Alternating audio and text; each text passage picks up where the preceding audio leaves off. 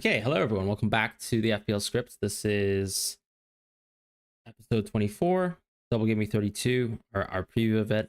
Let's just quickly recap Gameweek 31. How was your week, JD?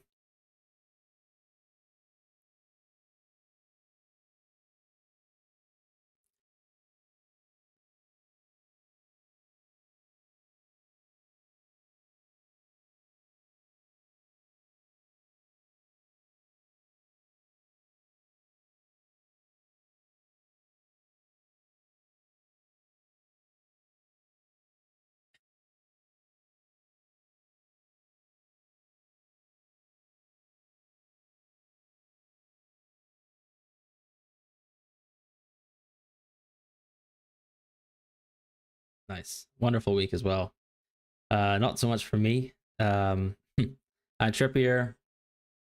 Captain Salah, didn't have Evan Nilsson on the draft because I went Kluivert, and I'm still dealing with issues, I guess, around Kluivert finally. I think the first sort of set of MD consequences for me will actually be felt this week with me going Kluivert, because when I sort of ran my solves, I was planning to bench him anyways, 30 and 31. But in no way or no world did I think that some guy who was subject to be assessed for minutes on 30 would be a huge doubt for 32. And so, yeah, now I look pretty stupid, and I don't have any points to show for it either.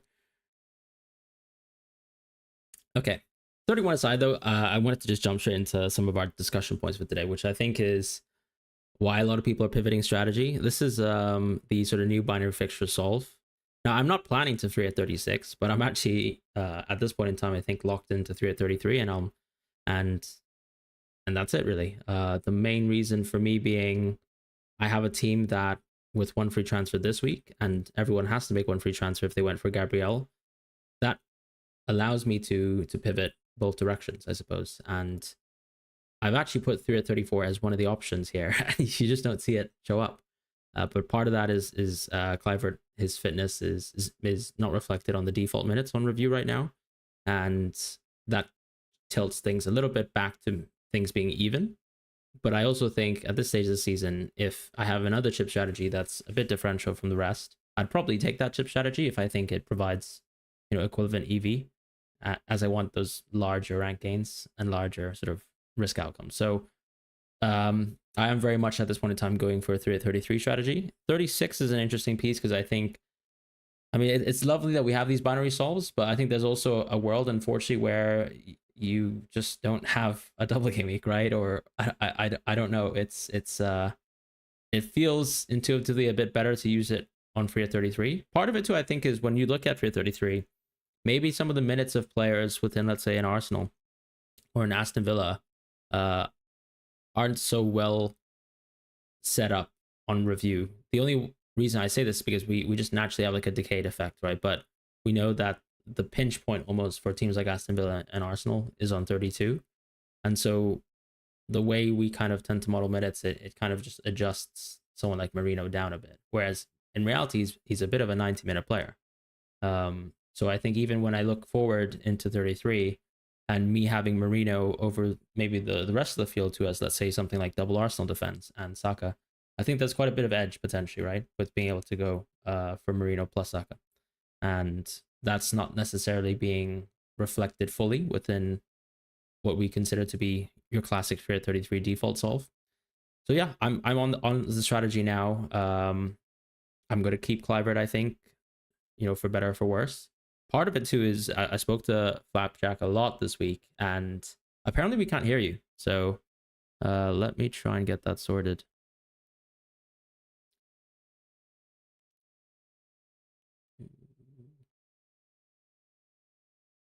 Yeah. Could be a me issue. Did you try speaking? Or maybe it's actually because Oh, I think we're back. So sorry, we've actually butchered the show. But JD was basically telling us when he was reviewing his team that he had absolutely demolished the field, and we were all stupid for going for players like Trippier and ignoring Murphy, and also going João Pedro over Evan Nilsson, like stupid ideas like that. So yeah. Yeah, no to one and yes to two. So yeah, that's the summary. But Yeah, no, yeah. yeah. Poverty He- helps. Poverty helps. That's the summary of my game week. Yeah, yeah. poverty No, but helps. he's on a massive rise, which is great. Someone on this channel should be getting green arrows at least. Um It's very easy, right? When you're at 2 million, it's very easy to get green arrows. It's yeah, much more but they're difficult at huge green arrows. It's 100. like the Yeah, percentage change for you. How much was it this week? 30%. Amazing. Yeah. Yeah, yeah, yeah. I long for a week But like that, but hey. you will, you But will. I think a differential strategy is the best way, like you said. I hope so, yeah. Yeah, Big reds or big greens, you know? true, true. So yeah, I think that's kind of why I've pivoted to this 333 strategy. I think a lot of people have done it, and I think the simple logic, and we're discussing this in a group chat, but one of our friends, Jack, was asking, why are the 334 players pivoting to 333? And simply, I think, we all, as I said, need to use one free transfer in Gabrielle. Using a free Yeah, transfer in Gabrielle this week towards someone who plays towards the 334 strategy is actually very ineffectual, right? Like going Ruben Diaz or going Kiwi, or even if you have really good minutes for them, the actual EV this week isn't nowhere near close to what you can actually get on the flip side with going someone mm, like Estupiñán or even Dunk, who has, I don't know, probably like two plus EV on some of these picks. And so yeah. even in this week, you feel that so strongly. And again, in my camp, because I've Clivert over the likes of Rogers, I have another player who suddenly plays on 34, which makes me very keen on a strategy like this. What about you, JD? What's your kind of chip strategy landscape looking like? So mine is much more straightforward and boring. Just because, like Fran said, there's a couple of key decisions that he made, which perhaps I didn't make. Like for example, Evan Nilsson, right? Because he's fit, and I don't need to worry about a move from Evan Nilsson to any other forward. That sort of negates free hit 33 for me a little bit. Also, I was thinking about this, and have Timber and Gabriel both. And I think the fact that I require more than two free transfers to create a semblance of a good team for 33 just means that free 33 like loses sort of the advantage. I would rather use three free transfers, make three changes, and bench boost that team just because I have triple captain left. Like Fran doesn't have triple captain left, which I think is key to this, right? Because like you Yeah, said, there's a chance that free double game week 36 doesn't happen. If it doesn't happen, then you're left in the mud, and your best hope is going to be Marmoush versus Southampton, and you don't even know if Holland is going to be back by then. So it's all going to be very speculative as of now. Obviously, you'll have more certainty as you get to actual game week 36, but why bother with any of that? Because, like you can see on the screen, triple captaincy 36 is right now at the top. It's because the lack of uncertainty while you're solving for these things. If I add the uncertainty, and it's I would say it's not quantifiable, but whatever you want to consider as your threshold, I think triple captain 32, bench boost 33, and free hit 34 works out for my team. Now I will admit that free hit 34 in itself doesn't have the sort of sheen I thought it had when we actually wildcarded, and so I can see how teams who are free hitting in 33 can easily get 11 good players in 34. So I don't think there's going to be a huge edge there. I think the only edge I can possibly think of is bench boost 33. So I think bench boost 33 will make or break the most popular chip strategy, if I can say that, especially for people that wildcarded either in 30 or 31 or even in 32, I guess, because you can still bench boost 33 and create 34. So yeah, Gabriel injury, I don't know if Fran specifically mentioned that, but that is the primary reason I think people like Fran and Flapjack are switching to free 33, and it makes a lot of sense. Also because you don't own Raya, right? nope. Yeah, exactly. Okay, so that actually helps you in free 33 and the future game mix as well. Also, I was thinking about, and maybe we can discuss this is in xMins because it's technically I was thinking about, do we want to talk about like Arsenal assets and what do you think the minutes are? So if you want to move to that, we can do that because Yeah. yeah. Do you want to do MD versus MO first, or go straight Yeah, to yeah, let's do expense? that. Oh, sorry. Yeah, Yeah. yeah, we can do that actually. Yeah, sure. All right, cool. I mean, let's go through MD versus MO. So we just wanted to pick 6 players so we thought were quite interesting. Obviously, they're quite popular as well. Um, and they kind of fit different strategies. I think part of it too, like when I mentioned like Murphy, I think he felt quite strong on like a bench boost 33 template because suddenly you don't really have a need for Pope. I would say, and he's done really well. I think a funny point is, and we've probably discussed it before, but I mean, I remember asking about Jacob Murphy at the start of the season, and I was quite promptly shut down by his historic underlyings, but he was playing right wing back for quite a fairly long period in his career, and now has had a pretty, I think, consistent season, top to bottom. Yeah. Yeah. Really, really high XAG, pretty mediocre XG. I would still say that's probably not his game, but you know, his game last week was scoring a brace, so I that was did going to say, happen. did we check his XG per 90 after after game week 31? Because he did have around 2 XG in that game, It which is was there were this is two going to be ridiculous. wonderful Literal tap sitters, ins. but Exactly. yeah, I think part of it too, as we always say, is if you play for a strong team that has a strong offense, you're inevitably going to get good minutes as long as, or so not good minutes, but good underlyings, just simply by playing, right? And I think he's testament to that. He's done really Yeah. well. Interestingly, he's a bit more. He's tilted quite severely into the direction of being a little bit more market favored. Do you think that's? Hmm. I can't remember if he was actually doing too much, like 27 onwards, which is where we see that till. What do you think? So, and maybe I didn't look at this previously because, again, Mm-hmm. like you said, perhaps Murphy should have been on our radars from the beginning, but there were situations where we had Barnes back fit and we had Gordon, obviously, who was going to play no matter True. what. And this was, you were proven right last season when I think you were one of those who was saying that Gordon would switch to right wing, he would not be benched, even though a lot of people were thinking that when Barnes plays, maybe Gordon's minutes are going to be Bit reduced, which was dicier. not the Yeah, I case do at all. remember that. Exactly. So this season, it seems like both wings were sort of secured. Like Murphy was the primary starter on right wing, and for the again, okay, so this behavior might be a result of us shortening the window of rolling sums because, like I mentioned in last Mm, game week 30 pod, we are now we only have 7 game weeks left. So yeah, I am looking at a 7 game week rolling window, which means that these graphs are going to start looking more volatile. Like in terms, you would see like true. shorters or peaks and like turns, which you would not see if it were 10 game weeks because it would be Yeah. much more smooth in comparison. So looking at this, I would just say that it's partly due to that having a shorter rolling window, and the other effect so I'm thinking of this. Is it because it's more he is now starting to be rated by review because you have enough data of him playing at right wing, or is it because the markets can't have gone cold on him, right? He's literally scored a brace that would just prompt the markets to back him even more. So the only logical conclusion that I can reach is that review finally has enough data, or the more we progress into the season, the more review is confident that he is at no point going to play right wing back or right back, whatever his career majority position has been. So maybe that is contributing to now review finally getting up to what markets are expecting. But as you can I'm still confused. see, Isn't Murphy a little bit more market favored here? yeah, that's what I'm saying. So review is finally catching up. Like if you see the end, right? It's Yeah. now Oh, tilting back up. I see what you That's mean. what Yeah. I'm Okay. talking about. Yeah. Yeah, yeah. But overall, I still think that because he's been having more uh, like goal outputs Yeah. compared to That's his true. underlines, that's the reason why I think markets are still backing him more. But it's interesting to see compared to Sar, right? Because Sar is just absolutely monstrous. We knew that, like from his days at Watford, he was always a good, XG, X epic.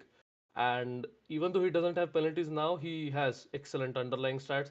Especially because I think we spoke about this before that Eze's underlying stats have absolutely fallen away this season, which is I don't know. Maybe it's partly due to the start-stop nature of his uh, minutes, but also maybe because of his role, maybe he finally doesn't need to be the only creator in the team because there's someone like Sar who can actually create. The Sar has more XAG per 90, right? I think than He Eze. does. Yeah.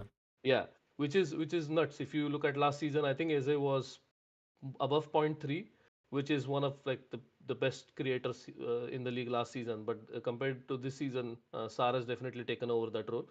And I think for double game weeks, the effect is perhaps multiplied because you have two games in a shorter space of time where a review is backing him to score more points compared Yeah, to harder. market odds. So Yeah.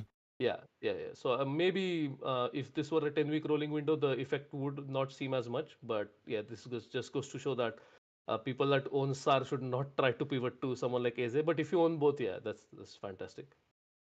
Yeah. I mean, I think it's interesting on Eze because I feel like last season even Elise was probably their best creator True, by far, true. and Yeah. now they just don't have the same level of creation. So maybe Eze's XG has suffered quite a bit, whereas Sarf feels like the type of player maybe from a physicality point of view seems to be able to manufacture a lot of his Yeah. chances. So I don't know. Whereas Eze is still very much a shot spammer and still very, very strong. And of course, hopefully has chances of penalties, but unlikely with the latest red card for Nkedia. So that I think has actually kind of hurt us overall in terms of that strategy of diverting from Mateta, because I feel like Mateta's minutes are so nailed now. Whilst Nketiah's out. But hey, we did go for the likes of Sar and Eze, and hopefully Sar will do the goods for us. Yeah, absolutely. Next one we want to look at is Rogers and Marino. So what I find so beautiful about Rogers is that there was a part I think when we last were interested in Rogers where he was very, very unfavored by review, and now we have a little bit of a return to the mean, I suppose. He's been pretty hot, pretty warm, I suppose, performance wise. Hmm. But I think maybe his underlyings have also ticked up a little bit. I do feel like Rogers is one of those players where even when we saw that downward turn in terms of how we were looking at him being rated on review, we did think that it was curiously low. Yeah. So maybe it's just a symptom of back then when you had so much more depth in the team adjusting to what that Is means, it I double game week suppose. 25? That's what you're referring to, right?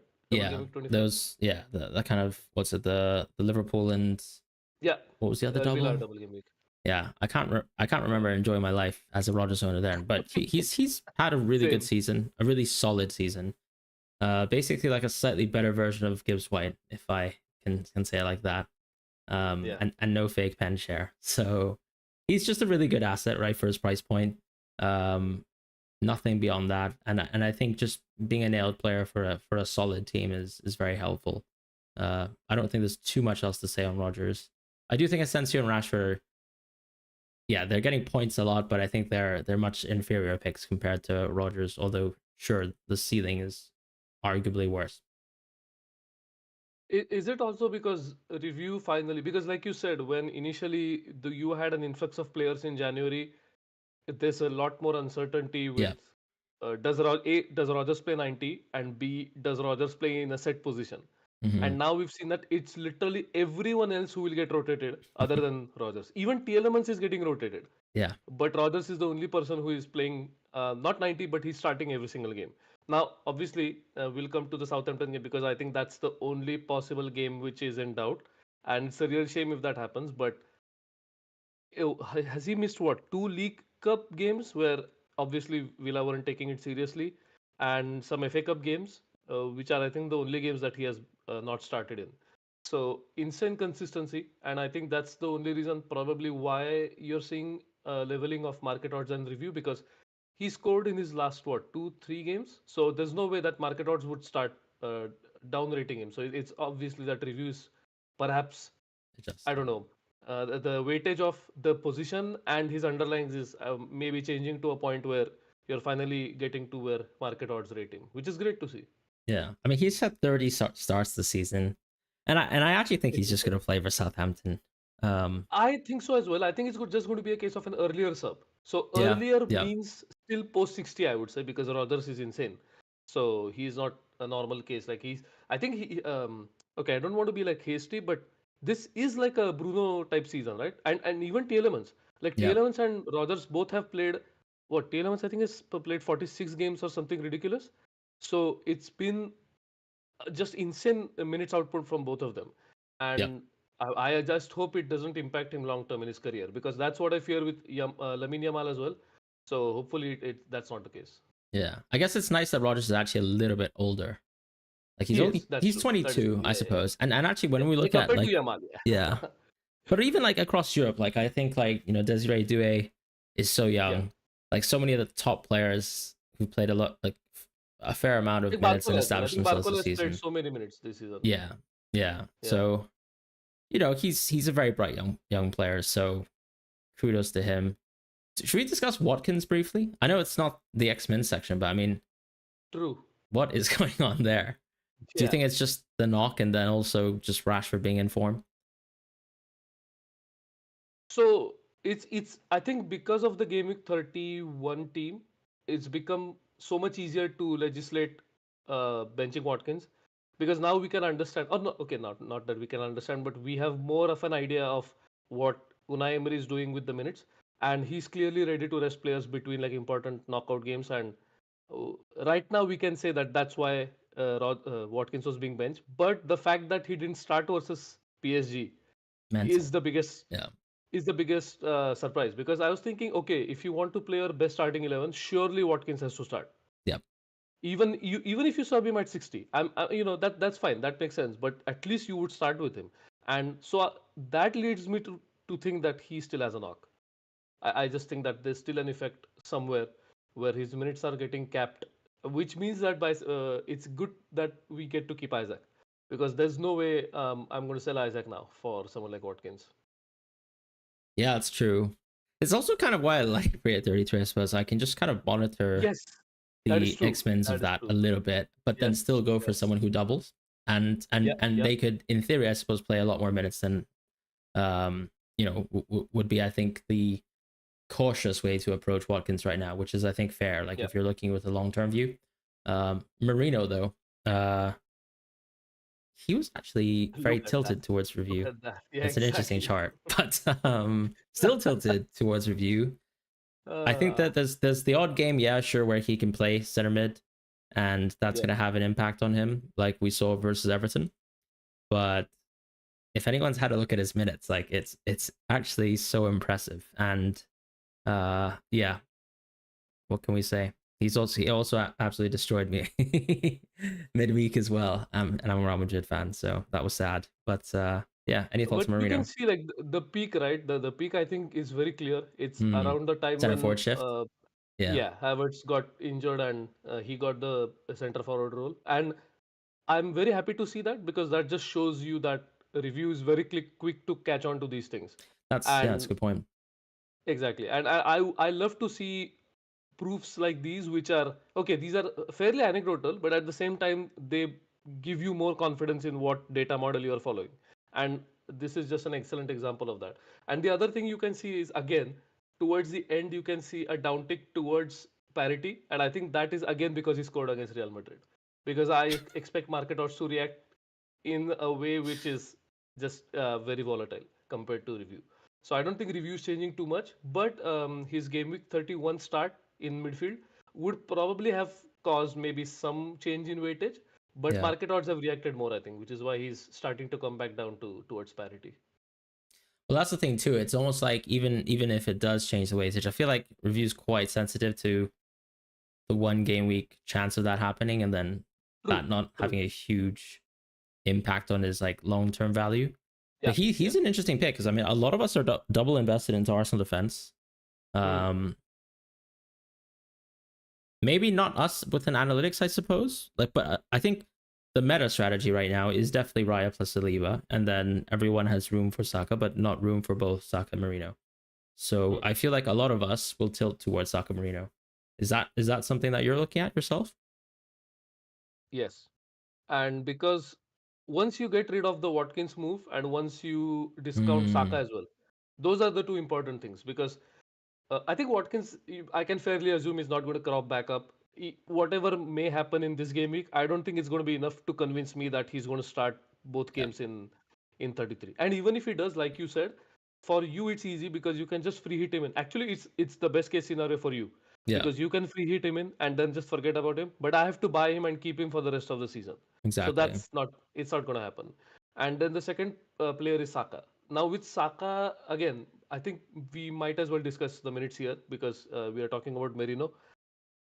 If I want to keep Palmer and it looks increasingly like I would like to keep Palmer as well as Salah, then I think Murphy to Merino would be the move I make. And so the best the my top line right now is to roll this week and make 4 transfers next week and take a hit basically. So I'm not going to Ooh. do that probably, but I would probably do 3 of the 4 moves that reviews recommending. So one out of these two players, by the way. So reviews recommending I get both of them, but I'll Mm. probably get only one of those two. Oh, okay. Which one Yeah, are you leaning to now? I am leaning towards Merino right now because of the fixture, Yeah. but it's the exact opposite, right? You would expect if he were to get a rest, it would be against Ipswich. So that's a little sad if I think about it like that. But then again, who is going to play instead of him is also a question. Like you could have someone like Jorginho play in midfield, I guess, and then just bench Merino. But then Trossard would have to play center forward, and then uh, do you play Martinelli because I assume he's going to start at the Bernabeu? So it's a lot of moving pieces, I think. So I'm going to leave the decision to the day of Game Week 33 deadline. But as of now, I think it's going to be what it is. Another thing, your thoughts on the return leg versus Real Madrid? Because no, I'm just trying to understand. Like, even though it is 3-0, I'm betting on the fact that Arteta still tries to play like as strong a team as possible because you don't want to take any Oh, chances. easily. Yeah. I mean, he's got to go Yeah, full strength for us. yeah, I yeah, think that's without a yeah, shadow of a doubt. yeah, Which also think I mean, which is also why I think he's not going to go with a very strong team versus Brentford. Like, sure. True, I true, mean, true. if he cared so much about momentum, he would not have rotated versus Everton. So that's just waffle. Whereas Yes. I actually watched ourselves lose to Valencia um, with a full strength team that has played 120 minutes in the Copa del Rey, then played versus Valencia, and then played Arsenal. And I feel like I don't know if you've seen the sort of running uh, kilometer metrics on No, I haven't. the quarterfinal games, but I think every team and their matchup has like a 1 to 2 km difference in terms of the kind of kilometers ran, and we Okay. have the biggest gulf in the quarterfinals where I think Arsenal ran Ooh. an additional 10 km on top of us. So I think yeah we're very much tired legs, Wow. but I think Arteta's gonna keep this steady rotation with Brentford. Like I think Saliba and Kira will play, but I think you've got a chance for Marino center mid. You have definitely Martinelli probably benched. Like Noneri, Trossard, Sterling all have to play, I believe. If I can, if I can try to cheer you up, the odds have actually shifted a lot towards Real Madrid. So Yeah, yesterday Real Madrid was at 2.08 goals. Now today they are at 2.17, and Arsenal great, hasn't moved. So great. that's if you are expected to score at least 2 goals, that should in theory give you a little bit of hope, I guess. Yeah, yeah. Hopefully we can do it. Yeah. Last one we wanted to look at was actually Trippier and Livermento because I did think it was just curious to see, whether there's any kind of shifts in terms of how we evaluate Trippier because I think when I'm watching on the pitch right now, Trippier is not really allowed to cross the halfway line. And part of Yeah. it too, I think, is because he plays alongside Murphy. So you've got two of your slower players on the right flank. And if let's say Hmm. Trippier overlaps, then well, you're gonna be in trouble He's not coming back. with He's not coming back. exactly. And I don't think Murphy is Yeah. particularly great at like defending that Hmm. counter. So Yeah. yeah, I think the value to Trippier is probably going to be things like set pieces, which has always been a staple of his. But Livermento's been pretty exciting last few games in open play. Had some really good numbers. Also got an assist as well last week, but the Hmm. week previous I think had like 0.6 xAG off of a really good chance. Hmm. Um, and I think there's not a crazy trend here, if I'm honest. It's probably just once again teams like Newcastle and City. I feel like their defense has always been a little bit highly rated by review compared to markets. Correct. Yeah. Yeah. That is exactly what I was going to come to. And the other thing I would say is maybe the downtick in Trippier's sort of difference. could be because review is now attributing more of a weightage to him playing the role that you just mentioned, which is Yeah. a clean right back role with no overlapping and just trying to be as compact as possible. So if that's the case, then yeah, you would expect him to have less of a goal share or assist share, I would say. But again, with Livramento, I understand why review has not gone hog wild based on 1 or 2 weeks. It's simply because you have to look at his career stats, and they are Yes. just abysmal. So you don't want to suddenly change your expectations based on 1 or 2 weeks. But I can see like this turning out to be an unfavorable outcome for Trippier owners like yourself, but just because it's a bad beat. Like there's no other reason. It's just a bad beat. Yeah, and I mean that's fine as well because Liveranto's Yeah, a really solid pick. Definitely yeah. better than Burn, anyways. So, um, as long as you have one of these two, I think happy days. Uh, shall we move on to xMins? I think we did touch on some xMins, right? We discussed Watkins. Maybe I think one topic of mine that's always going to be relevant is Palmer. Like any thoughts on him? And I don't know. I mean, the minutes are just horrendous. I don't know how, as we said, 90 minutes versus Tottenham, and then suddenly you're playing 30 and then 45. Yeah. And I mean, I don't think a start versus Ipswich is in doubt, but he's not looking quite there. And equally, I can't explain why he doesn't start when Chelsea do have to get top five.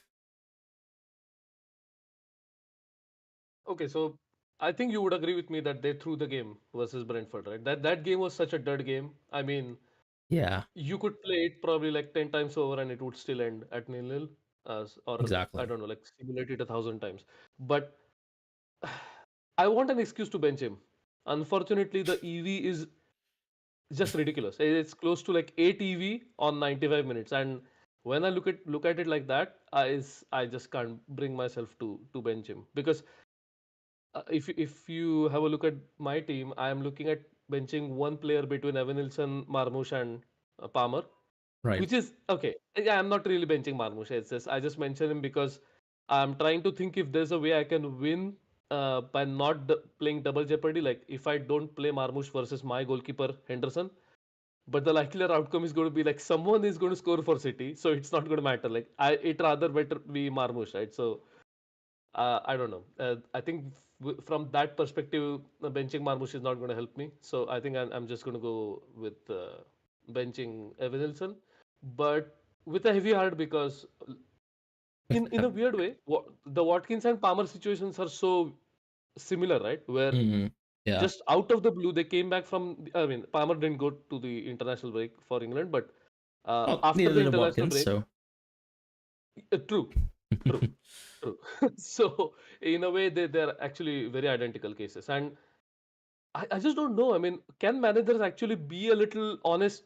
Can we have some honesty in the press conferences? I don't understand. Or is it like an ever-evolving situation where the manager actually doesn't know what's happening to the player? It could be that, and I'm being too harsh on Unai Emery and Maresca. But I just feel like it's so dishonest the way these minutes have materialized. Yeah, well, shout out to Irola as well, whilst we're at it. Oh God, yeah, yeah. I Yeah, think I mentioned this, right? I said yeah. to you in the Gameweek 30 stream that I hope he's not one of those managers. I remember saying that to you.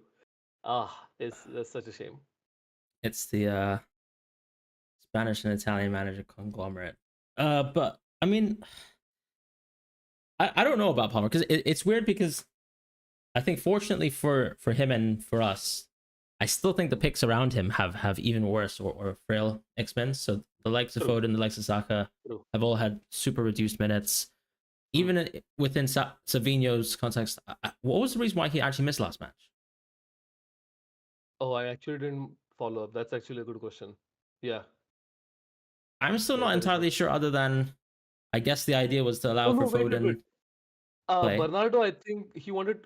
So Luke actually mentioned this before the lineups were out, Yeah, but he was speculating that it's because against United, Pep has always used a system where he wants more control, even more control yeah. than usual, and so he wanted to play Bernardo. That's like the speculation, but we don't know for a fact what the case is. Yeah, and part of it too, I suppose, is that was the type of match where you would have thought, okay, yeah, sure, you won control, but it wasn't really working because City Yeah, actually weren't creating a single chance in that game. So I think no, my only thought was, why is Savino not coming on as a sub, right? Like true, in true. much the same way, for example, he tends to throw someone like Doku as a sub to change the Hmm. game. I don't know why you don't attempt both. But actually, what that game, I think they had what something like 0.3 xG or something like that Yeah, versus you ridiculously low. guys. And One of all the of worst that games of was football we've Marmoush. seen. Yeah, yeah, yeah. Oh my Yeah, God. Yeah, yeah, yeah. yeah. Ugh. All right, we won't talk about United too much. Or do you want to speak about United briefly? No, just And that very surprisingly, I'm seeing some percentage of solves where Dorgu, rather thumbs Gabriel up. to Dorgu Yeah, was being recommended. But again, I just don't see the merit in that. I don't see the merit in making a move this week, is what I'm saying. Like, true. forget about which defender to buy. But in my situation, because I'm not bench boosting, I don't need to worry about Gabriel. I've already lost all value in Gabriel. If he drops one more time, I'm going to start losing selling value on him now, which is insane. If you think back to a time where he was going up in price every game week. So, yeah, we'll have to rethink when we get to game week 33.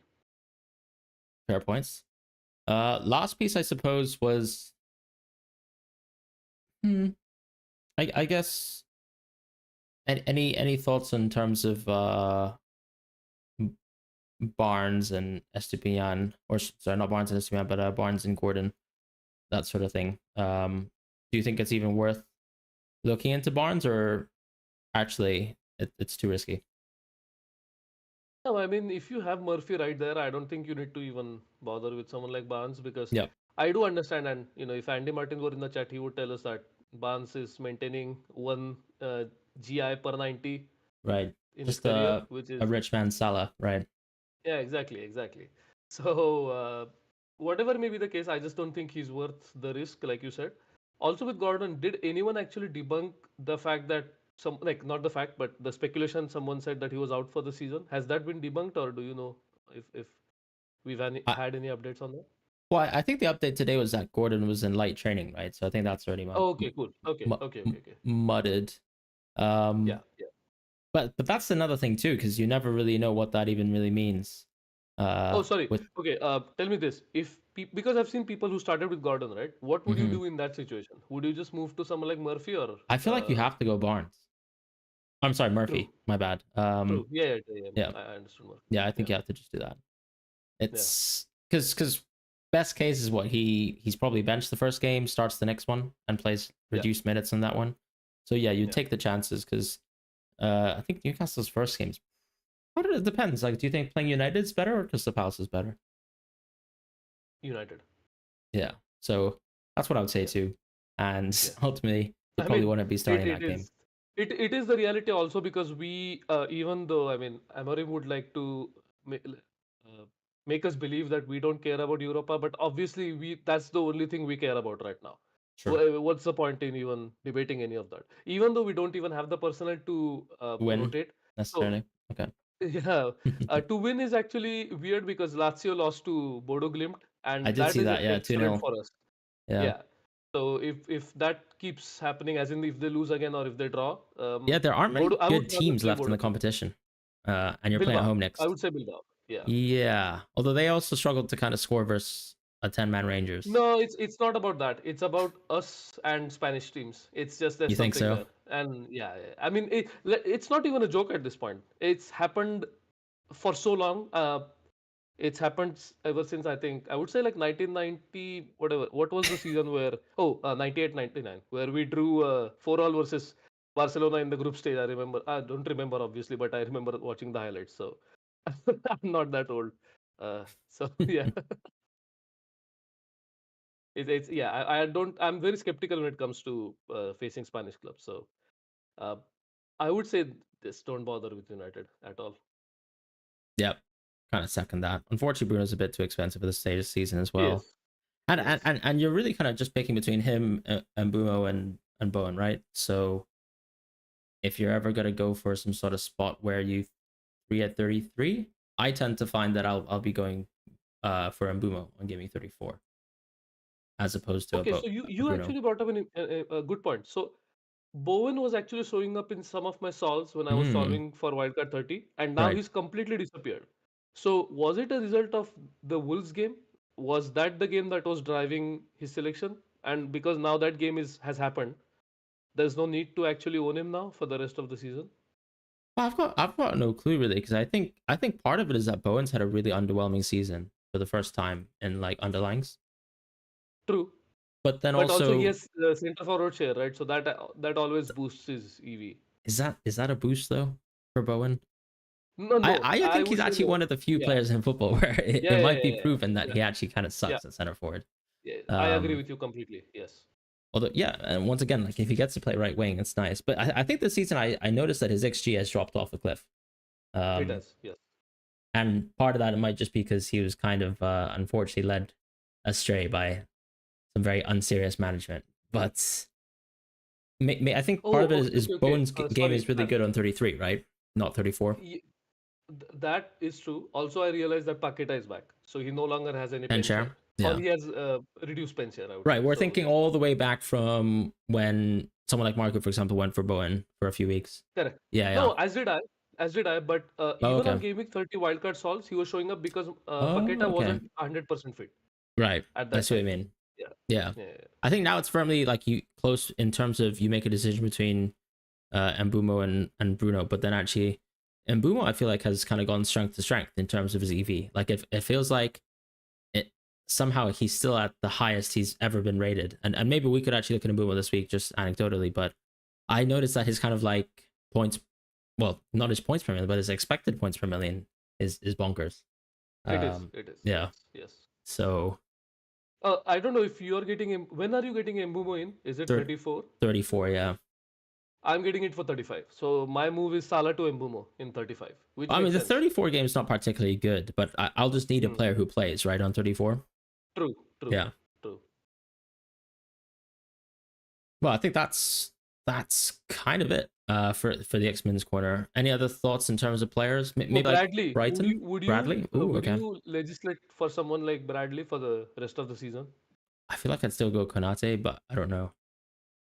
I guess he doesn't have comparable EV, right? But Hmm. surely Trent plays towards the end of the season, though. If he is fit, right? Yeah, but what I mean is like we're talking about games of football like a month away, right? No, no, true, true. And that's the reason why we are not so sure if Marmoush will get both games in double game week 36 if that happens, right? So I do get what you're saying. Yeah. One thing I was thinking about was if Slot is as vindictive as Pep, is he going to play Trent on purpose like Pep did with Sane? Oh, okay. I think Trent will just want to play simply. No, no, I know, because he Yeah. has to say like a proper goodbye or whatever it is. But yeah, yeah, Yeah. You yeah. don't want to leave like Raul did. Um, Ooh, but no, on a yeah. serious point, yeah, I think I'd rather go with Konate because the point, I suppose, of going for a Liverpool player is not even just the value the next 2 weeks, but more specifically, Hmm. like you want to deal with whatever stuff comes our way at the end of the season, and you want a player who's going to start no matter what. Um, and Konate very much fits that mold as long as he's fit. And Bradley's also another injury-prone player, so it doesn't really matter, right? At that point, you just pick a player who's nailed. I feel. True. Have you considered Bradley? No, because I don't have enough free transfers. I think that's Hmm. perhaps the biggest reason why.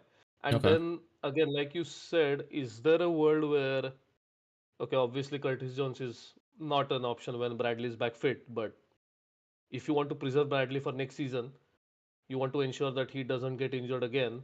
The easiest way is to not, I don't know, like play him every single game for the rest of the season.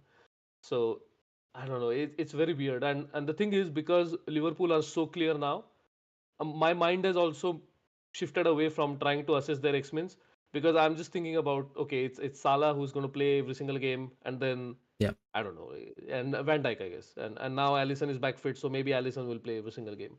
And other than that, yeah, it's a guessing game, right? I mean Gravenberg, of course, but I'm talking about FPL relevant assets, so it's a very limited scope, I would say. Maybe we could close on João Pedro. I don't know if you have any Yes, I thoughts on was going him. to come to Brighton minutes because I think Brighton are Yeah. perhaps the key team for anyone who wants to free it in 33. So Estopinian, Dunk, and João Pedro, I think, are the three main players. So, are you considering all three? Would you have own all three for the double game week? Or yeah, double game week. I guess in theory I should be considering all three, but I don't think I'll be doing Saliba to dunk. Oh yeah, I okay, own João Pedro, and yeah. I don't see myself doing a move. Like I guess I could do Clivert to Minte or Clivert to Mbumo. I just don't think I'll do it with the Minte. I just think that's a little bit too much depth there for Minte, and he's always, I don't know, on the periphery, I suppose, being Hmm. suffering from a knock, I suppose. But he's a young Yeah. player too. I think like Estupiñán's the player I'm just gonna go with because I can afford him. I also think hopefully his minutes will be good for the rest of the season. Hopefully he They have drops to be, right? a free They kick have to banger be. for me. I Even think if so. he, I mean, even if they play three at the back, surely he has to be the left center back. There's no way he's getting benched. What is this stuff about the three at the back? Though? I don't really get it No, no, because no, they don't. no, no. Yeah, Yeah, no, exactly. I don't think there's any. Yeah, I think we can jump into I'm that. not. Yeah. Okay, cool, cool. So I'm not saying that you have to give it too much weightage, Hmm. but I'm just saying even if you do give it substantial weightage, it just adds to Estupinian's credibility as a good xMins player. Yeah. Because cash in, okay, fine. Are you seriously expecting cash in to play both games? And even if he does, who's the third center back? Yeah. Because they only have Dunk and cash in fit. So if you're saying that someone like Baleba is going to drop back all of a sudden and start playing center back, that's insane. I'm not going to I'm not even going to think about that. I think it's going to be Estupinian nailed either way, and most likely, like you said, the three at the back thing. I don't know where that's come from. I don't know how much weightage we should give it, but regardless of that, I think Estupinian is the best option for defense. Yeah, and I agree with you. I think his minutes are mostly safe for that. That's kind of it. Oh, actually, one thing maybe we can close off on is where do you see Kiwior's minutes being? Because I think he's True. nailed for the rest of the season, but happy to be wrong. So I've seen Hedgehog's reasoning, right, and I actually do agree with it a lot Hmm. in the sense that if you want this player to play a Champions League semi-final and he True. hasn't played at all for the rest for most of the season, it makes no sense to bench him again. And he is at the end of the day a center back. Yeah. And you've seen someone like Gabriel, the workload can be easily managed. He played in even the most useless of Champions League games, which was the second leg against PSV. Yeah. So there is no reason I think for Kiwior to get benched now. I just think he's going to play every single game. If Timber were 100% fit and there was no doubts about Timber's availability, I would perhaps say there was more of a chance for Kiwior to be rotated. But again, I think the what would you call it, the like rhythm, the rhythm thing actually does hold a lot of water in this case. Yeah. Yeah. And I think What are your it's thoughts? nice that there's like an available substitute element to Timber and White. Like Yes. if worst case Yes. scenario, suddenly Arsenal had to play White over Timber within a Champions League match, I don't think it's the worst outcome for them. Exactly. Exactly. Whereas I guess like what throwing Calafiori into left center back is that's not Or that's not white, I ideal. guess. But again, Yeah, or it's so White, yeah, unnatural. Yeah. Yeah. yeah, or Timber, honestly. So you have all those Hmm. options, That right? seems like such a last resort, though. I mean, Timber, because you don't have that many. Oh, so you're saying Calafiori left back, a Timber center back, or Well, no, something like that? as in well, I assume Calafiori is mostly going to be benched for the rest of the season. So I'm just True. thinking, True. True. uh, I think there's probably been a couple matches I've seen where Timber plays center back, or at least slots back into center back at times. But I think yeah, you've got a lot of players who can do that job. Yeah. But it Yeah. makes Yeah. so much sense that Kira plays there because he's left-footed, and that's really it. He is. He So is. I He is. just see And it also, as yeah, okay, sorry, Calafiori, people said Calafiori wouldn't play centre back because he hasn't played it for Arsenal. I don't think that's okay. It's the I don't want to say wrong because we have to see what the outcome is, but I want to say it's the wrong approach, but the right outcome. I would say like you're getting to maybe the right yeah. conclusion, but I think you're taking the wrong route to get to that conclusion. I guess I just watching think him play, it's dude, just don't you think QVR. he's super offensive as a player? It is. It is. Yeah, It is. that's the only Yes. thing I think about when I watch Calafiori. I just Yeah. think he Yeah. probably makes a bit more sense as a modern left Yeah. back. But Yeah. Lewis Skelly's there, and he's first choice for me. Not He's first choice for cooking. He's everyone cooking. in skill Yeah. issues, but Nah, bro, he's insane. Yeah, it's He's fine. insane. I'm gonna take a hindsight debut if Angeball is around. So yeah, I'll take my England cap debut goal to the moon. But Fair.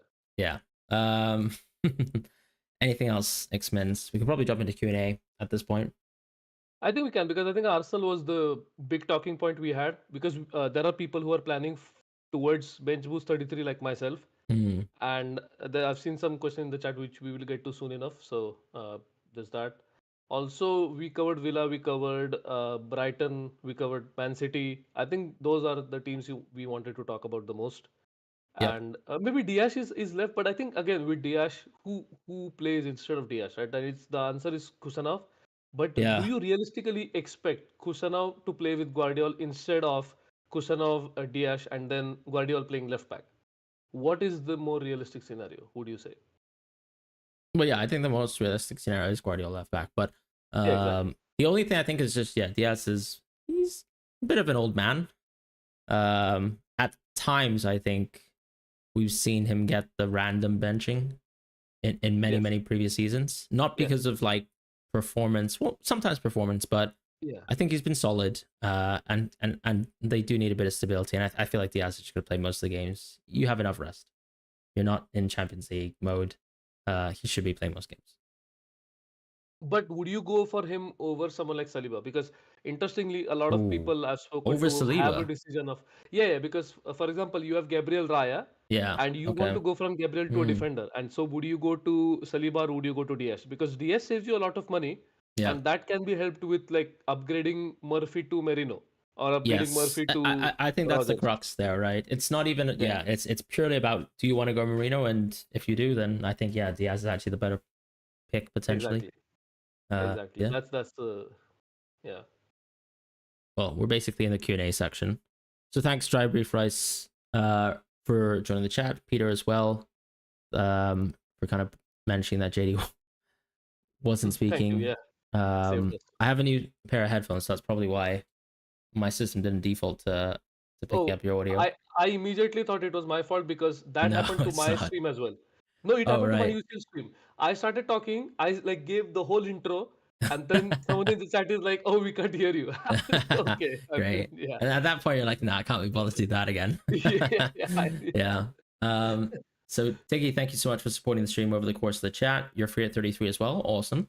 No Isak though, so going to Captain Harvey Barnes. I mean, to be honest, I think how didn't well, it was Tyndall, right? Jason Tyndall who was actually speaking today in the press Yeah, conference.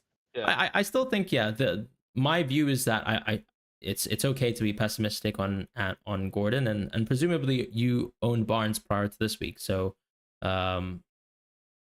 I actually ran Barnes at high minutes and he's got really good EV. No surprise because we know he's always had really Yeah, good underlines, right? yeah. Him, Brennan Johnson, Salah, like that kind of. It's what's Yeah. interesting is see that I think Andy Martin so much love for Harvey Barnes, or maybe he just uses as a straw man to take Salah down. Who Mm. knows? True, Maybe true, he doesn't true. actually I love. think He that's he the case. prefers Yeah. players like Rogers, but when you watch Desiree Doué, maybe it's time to pipe down a bit. No, I'm No, no, kidding. he did rate Due as well. So he He actually did. It's corrected true. himself. Yeah, he said that he should have owned Due as well in UCL Oh, Fantasy. I So yeah, see. props. Yeah. Yeah, I should have owned Doué as well instead of that G Rassi guy. Grassy. Nah, but Let's see. um, yeah, he had a good chance for Barcelona as well, but that's besides the point. But yeah, Tiggy, He thank you had so like much for. 1.3 XG, bro. That's what I'm saying. Like, since I've owned him, I feel like I've had more XG than the field has with Yes. him when he was just scoring left, right, and center. But Yeah. yeah, thank you so much for the memberships, and Yeah. congratulations, David Thanks, Duke as Tiggy. well for getting memberships. Adam pointing the same thing out. Mez, nice to see you around. Good to see you making content again. Good morning to yourself. Hope everything is as good as it can be. MD sort of making some comments just generally, I think probably in tandem with us speaking, so maybe we can just react to that Yeah. briefly. But Yeah. yeah, I mean, I don't think Palmer's useless beyond this game because I think the point I suppose that we can make is after this game week and after 33 and 34, you don't really have this sort of big double game week, blank game week conundrum, because actually a Correct. lot of the players who are subject to double or blank in 36 and 37 are actually very cheap. So I feel like there's still room to keep someone of the Palmer or the Saka type mold. And I guess your point is really we're all gonna go Saka from Palmer, so maybe we don't need to keep Palmer. But actually, in my case, I'm gonna keep Palmer and I'm not gonna own Saka. So there you go. Hopefully, he's not useless for me. Murphy, yep, he's been exceptional. West Ham, Yeah. they've been offensively lackluster all season long. So I think the only credit I can give to Potter is that he's managed the team a lot better in terms The of defense, defense. right? Yeah. Yeah. Yeah, So exactly. Yeah. and then also you've got Fulcrook back now, who Elevenify dislikes, but he's in form as they say. So huge. And I think that has benefited someone like Van Bissaka, right? Because Yeah. even as an FPL asset, because if you can finally keep some clean sheets, I True. think his new role actually does make him a legitimate asset. Yeah. But obviously, because we have so many doubles and blanks right now, there's no point in worrying about someone like him. But for next season, who knows? Yeah. Yeah. No, I mean, we could consider, I guess, Wan-Bissaka maybe around 36, right? 36. That's Yeah. when West Ham players are actually, because I've seen people who have wildcarded with Raya and Areola. Was it the combination? There's some teams Yes. with that Yeah. That's combination. exactly it. So I think that comes Are we good praying in Fabianski 36. suddenly starts playing football? No, I'm Yeah. joking. I'm kidding. With Potter, I don't think that's gonna happen. I No, think I don't think so. he's a I think legit guy. he's got like a bit of a long term view as well, right? And Yes, there's yes. there's absolutely no reason to be playing. It would be like a steal kind of cosmic event, I suppose. No, but can you imagine like someone like Todibo who came to the club this season and Mm-hmm. Lopetegui was just going to basically like Not play him. I don't push know. him out the door, Yeah. which is I don't know. I mean, it's okay. Yeah, he is Yeah, a well-respected manager, but it's yeah, definitely a choice. It's like it actually reminds me if anybody's watched basketball, but Monty Williams from the Detroit Pistons and his exceptional coaching job in the 23-24 season. So shout outs to bad coaching. But yeah, Bradley cheap and better goal involvements. Yeah, true, but obviously I still think like Bradley's a lot worse than a City player in the short term, a lot worse than an Arsenal player in the short term, I correct. suppose. Unless you're on some sort of strategy where you don't have a free hit, and actually then the Liverpool players make a lot more sense because over the next 3 game weeks in totality, Liverpool have some really really good games. But I still stand by Konate because you want the players presumably playing close towards the end of the season as well. Taking sort of closing out with Barnes. Yeah, I mean Barnes is just a lot more selfish, right, as a player too. I mean he takes a lot more Yes. shots, higher Yeah. XG, so He has so when I used to do fan team modeling for FPL, he shots used on to play for target. Leicester. Yeah. Yeah, shots on Okay. target. He was, I think, second or third Wow. amongst Yeah. all the players in the Premier League. This is 2 seasons ago, so Mm-hmm. maybe there has been some changes. Obviously, maybe Holland has shown up, who's now obviously must be higher than him. Yeah, he's pretty good. But yeah, I don't think a lot of players would have shot up compared to him. Yeah, true. Rutter could be a solid option next season. I still think like I would like to see maybe Welbeck leave the club, and then at that point you kind of have Yes. João Pedro and Rutter being Yeah. really good options consistently. Because I still think like a lot of the kind of talent that they've bought into, like the likes of Guda, and some other players, like they're probably still going to be maybe honestly sent out on loan or something like that, and then we could get some more nailed Brighton players potentially. Luke is asking a question: if I was sticking with the original bench boost 32 plan, which I am, would I get Kura Diaz? And I think you answered that perfectly when you mentioned that Diaz is still better because it could get you Marino in the midfield. Whereas right now, I think Marino is much better in the midfield than let's say Savinho is in the midfield. So that's kind of the comparison, I suppose. Great point. Yeah.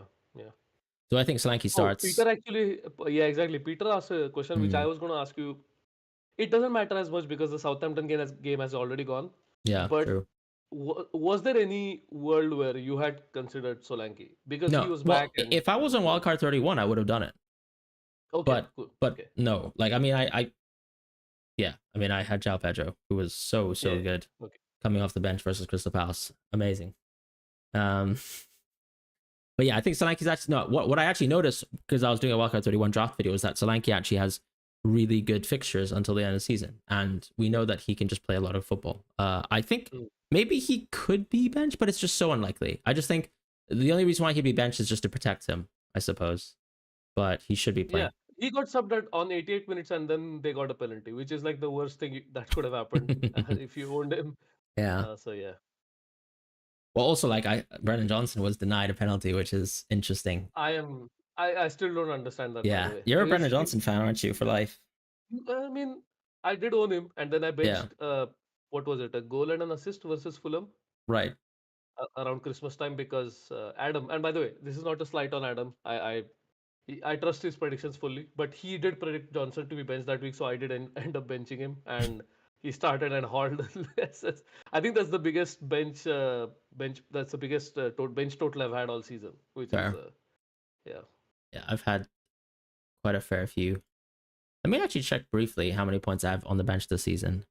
Uh, Oh, overall, two, 259. Not too bad. okay, not too bad. 87.6 percentile. Pretty impressive. That is actually. But it's also because I didn't have a double goalkeeper rotation. So I feel like for the people who have the double goalkeeper rotation, you're kind of cheating. Let's be honest here. You are. You are. Yeah. Yeah. So, I Those didn't. points should be wiped.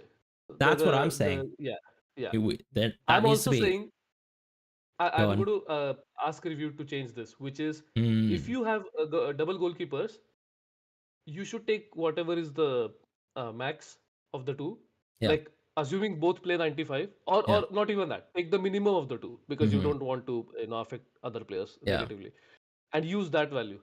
Because what is the point? Like I had Kelleher start so many games because it Or was the best thing to what do. about just add the or maybe keep it, but then actually for the Yeah. players who actually have decided to have the substitute goalkeeper, Hmm. just double their points or something like that. I don't know.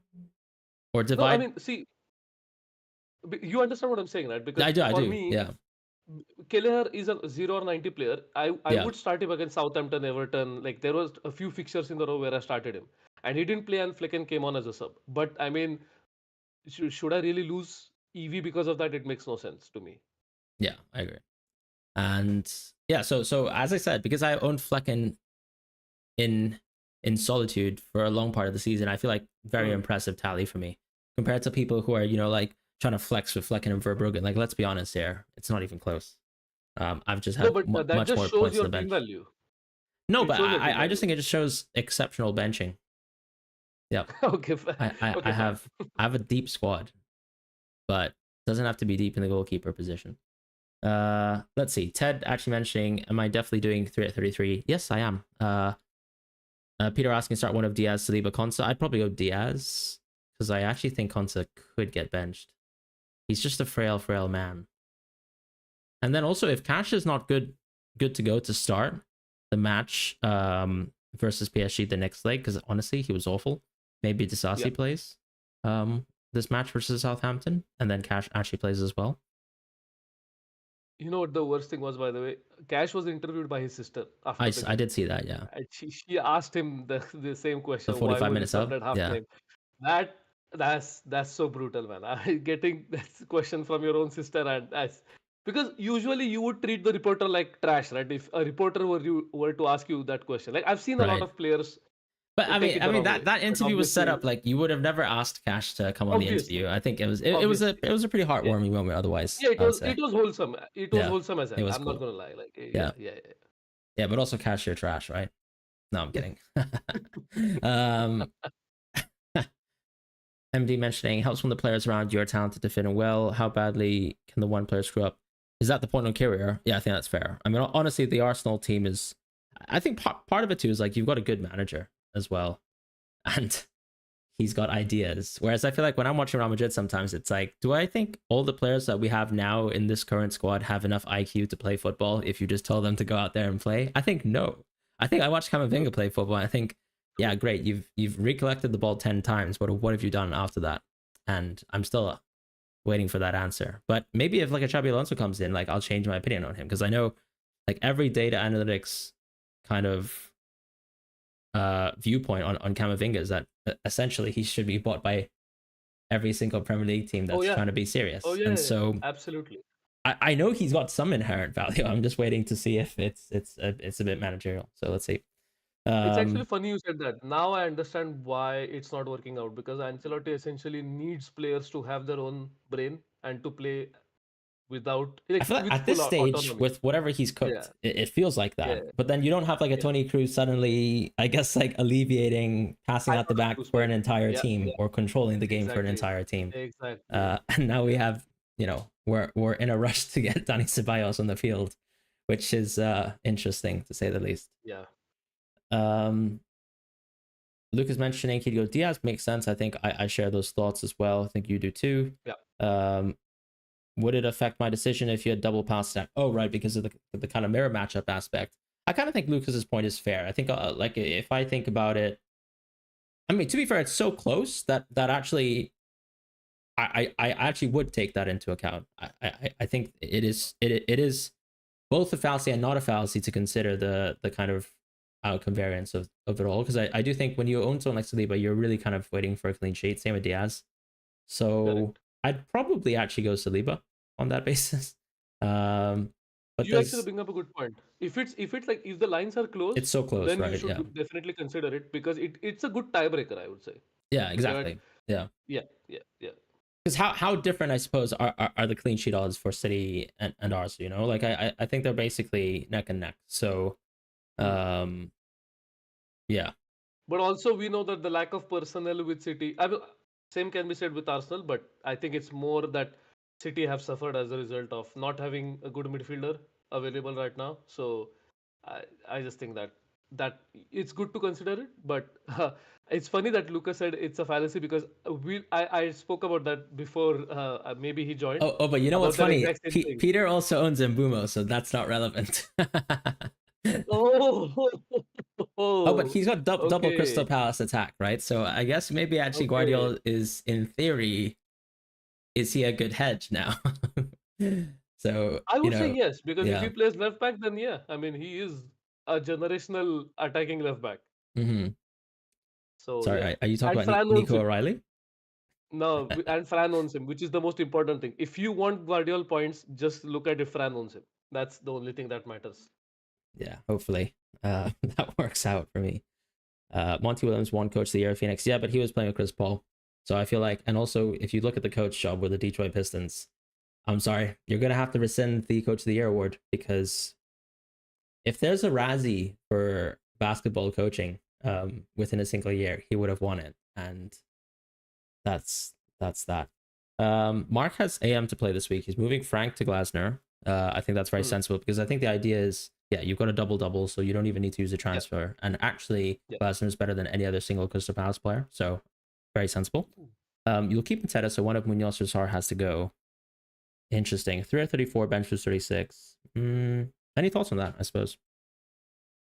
Free hit 34, bench boost 36. Again, with bench boost 36, I the only thing I'm preaching is caution. If the double game week doesn't materialize, you have to be prepared to just. Okay, I guess technically it wouldn't matter because the You just three bench was weakest right. players on your bench Singles. Yeah. exactly probably would not change. Yeah, You would true. still field your city players. It's just that it would seem a lot more awful to bench boost with like no double game week players in your starting 11. But again, it's just a matter of optics. Uh, it yeah, honestly, it doesn't look that as bad. Again, the problem with my team is on pure EV terms, it's not even close. Otherwise, I was actually considering bench boost 36. Also, a whole host of players could get injured, which is the biggest problem with bench boosting so far from your wildcard. And the farther you go from the wildcard, the more problems you are likely to have. So Yep. that I would consider only those things. Yeah. Apparently, Foden is a doubt for Man City versus Crystal Palace, says Pep Guardiola. This was embargo press comments. For the injury he had at Oh, Old Trafford, he's a doubt. What injury, by oh, the way? 58 minutes sub. Okay, yeah, yeah, The yeah. rest, What except injury? Erling Haaland. Okay. Everyone else is out. Interesting. Yeah, I think at that point, to sell Foden for Savinho. Ooh. Honestly, I would generally ask the question: is there a way you could just go a different midfielder, like Yeah, I like mean Marino, Merino, like we Murphy, discussed? exactly. Uh, Oh, I guess you that's could. such a. Like, if you're blocked on Arsenal, if you're blocked on Newcastle, blocked on Crystal Palace, I think that's the only way you can go, but not Hmm. the most ideal transfer. Um, Would you not even say Rogers would be ahead of Savino? Savino? oh, uh, yeah, I I, think so. I Just think about. Yeah. marginally, exactly. Yeah. Marginally, I would say, yeah, yeah. Yeah, and there's no way you're actually invested in all the teams that we said. So I think you could probably still go for options that aren't Savinho. And it's just Crystal Palace, right? Like, it's yeah. Yeah, exactly. I wanted I to check how much. Okay, but Okay, going back to Frank the point actually though, got injured. would we sell Munoz or Sar? I personally would sell Munoz just because the risk element. Like I think he's got higher ownership than Sar, so I'd take that chance. And I think there's enough defenders What is playing the rest of the season with really good fixtures. Like for example, I think the conundrum right now when I think about teams is there's hmm. not that many good midfielders. There's quite a few good defenders coming from teams like Arsenal and City, so I quite like those players. But look, I totally understand people who have a natural sentiment towards keeping Munoz in their team because he's very eye catching and is the most attacking defender in the league right now who's fit. So you can go both ways, I suppose. But I would probably keep Sar over Munoz just It because the just landscape. seems too much, man. I mean, how unless you have like 5 free transfers and literally nothing else to do, maybe. But as I don't see how I'm going to spend a free transfer on that move. It just seems like you said, I think SAR is a better hedge if you want to gain the rank. Again, obviously, you can lose rank just as easily, but even if you own someone like Henderson, I think it's a good enough hedge against Munoz. Yeah. So obviously we had two questions there, but we answered both of them. Yeah, yeah, yeah.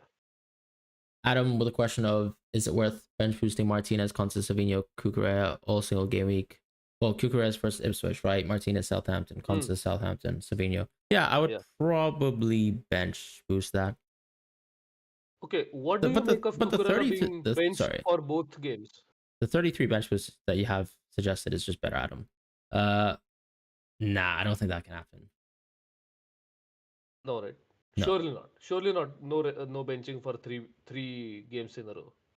no, I can't imagine. Yeah. Okay. Cool. Well, I mean, who knows? But No, no. Obviously, but we are trying to guess, right? And yeah, what is our best estimate? And I think I'm with you. it feels like this season I've seen more managers probably react to like load than anything. Like with especially around international duty and all that. Maybe I'm not sure. I can't really explain. How many minutes did Cucurella play for us for Spain? Play both games. For full games, 180? No, I think he was subbed for Oh, not Grimaldo in 180. 210. 210. I mean. no, he was subbed for Grimaldo in one of the extra times. Oh, okay. Okay. Okay. But No. No. Yeah. yeah, Okay. That's wait, still a lot of minutes. I'm actually waffling. He did play 210. Oh. Wow. I don't know why I remember Oh, Grimaldo sub. I'm not even sure. Maybe yeah, that was so long that's ago. crazy. Yeah. But yeah, Okay, that I actually feel makes like sense then. yeah, Yeah. small impacts like that are happening this Yeah, season. yeah, yeah, yeah. Cool. Actually, that at least there is some consistency then, which is good to see. True. But how would you? Okay, was did Colville play for England both games? I don't watch England play. Yeah, same. I mean, who does? Uh, Sorry to English no, fans in the chat. no. He didn't even get action versus Scotland? Latvia, and Oh then versus Albania, he didn't even play either. Am I crazy? God. Wait, what? Okay, Yeah, so see, I don't understand this sort of inconsistency in what's happening here with the load management. But of course, Cucurella is a fullback, and of course he plays more high I guess they intensity have more minutes. depth, and also Caldwell has been, yeah, I guess like It's weird. underwhelming this season, Yeah, he has. That is true. corresponding to how much we probably would have rated him a year ago. I think. Hmm. Yeah. Hmm. All right. I think that's Com- yeah. go on. No, I was going to say compared to what you said about 33, reading Adam's message, I think 32 makes more sense. Definitely. It's all about Konsa, right? Do you think Konsa gets benched? That's I think my only concern with that bench boost. But you kind of have to go 33, right? Like, why are you benching Martinez on 33? No, that's what I'm saying. That's Yeah. what Oh yeah. Okay. I see what I because mean. Yeah. Exactly. You can. yeah, Yeah. I feel like it's and all the players are safe, right? Like in terms of the bench on the other week. yeah, Whereas exactly, there's so many exactly. threats, quote unquote. Yeah. Yeah, yeah. I think 33 makes more sense than 32. Sounds good. Well, you're bench boosting next week. I'm bench Yeah, boosting this week. So maybe I'll just to close the show off, I'll just share my bench boost potentially. I was going to say that if you want to Yeah. share with us.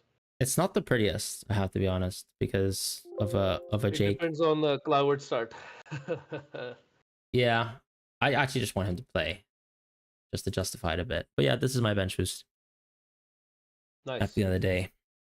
So I've gotten Gabriel to Ciprian, which I think also answers another person's question. Would I prioritize Housen to Trippier, Pickford to Pope on a free at 33 wildcard 35 plan? Oh, interesting. I'd probably go Trippier, I think. Hmm.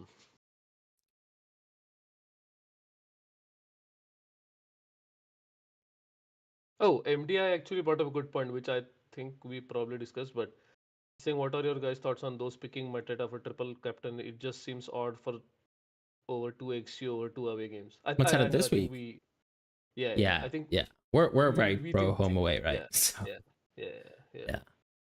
I agree. It's such a big,